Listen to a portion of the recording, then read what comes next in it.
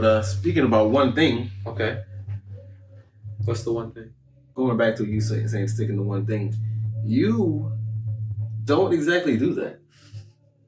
I don't take my own advice. The versatility in your music is it's profound. I like it. It's like you can go from being the inception of hip hop to the apex of 80s rock.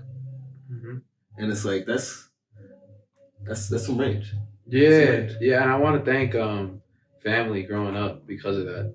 I want to thank my grandma for always playing some bomb ass music, like really good, like bolero music, and it's like bolero. Yeah. So it's like if you know, like the old heads will know this, but people like that grew up listening to this kind of music know, like Vicente Fernandez, Luis Miguel, Luis Miguel is more like romantic pop. But like Vicente Fernandez, he's like an old school like bolero artist, and it's like very like romantic lyrics, but like the way he sings is very like almost like opera like, you know what I mean? Yeah, okay. And so, but the music is like very like traditional in the sense of like guitars and drums, and they have like a certain rhythm to it.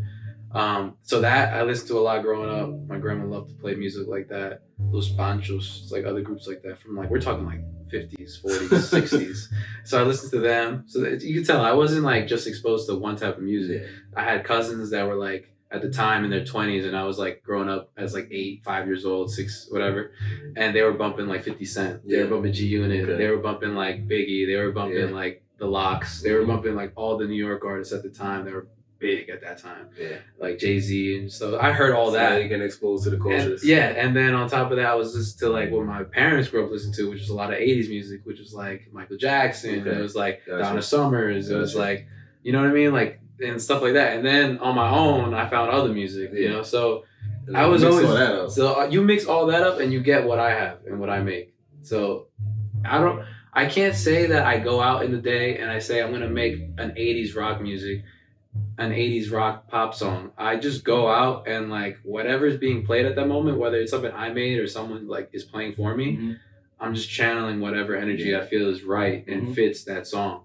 So like if you heard that song on the new the latest EP that I dropped, which was Summer Nights in October, I had a song on there. It was called Joker. My shout out my close friend and producer King. He sent me a couple beats, and that was one of them. And I heard like just like the rhythm, like the way the drums were hitting, the guitar coming in. Immediately I knew like what I was gonna do. Like I heard the voice in my I didn't even say anything, and I already heard the voice in my head. You know what I mean? So like the moment I heard that, I was like, oh nah. So I just started laying that down, and that's what we got. Okay. So All right. Just because like speaking on Summer Nights in October, like you went from Hand to God to that, like the complete 180, complete 360, and like it's all like top tier, top level music, and Thank it's like you. It's great that we have people like that out here. Damn. Just putting that out to the world, so people can like have good music to listen to, because right now we got a whole bunch of bullshit.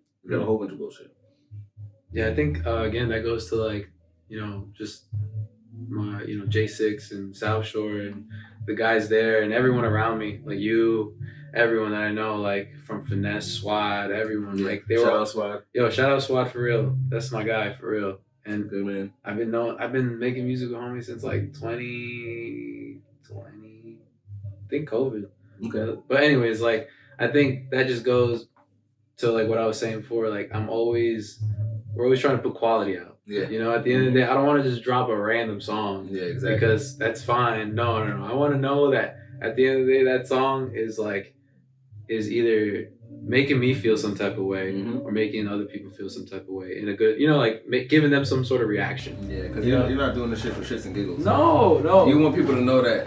Not like you want people to know that you're talented, but you want them to know that when you play them something and they hear it, it's like, you made this? Yeah. That's like you want to get that feeling. You do want to get that feeling. 100%. I agree with that. Because like you're not doing this shit for nothing. No.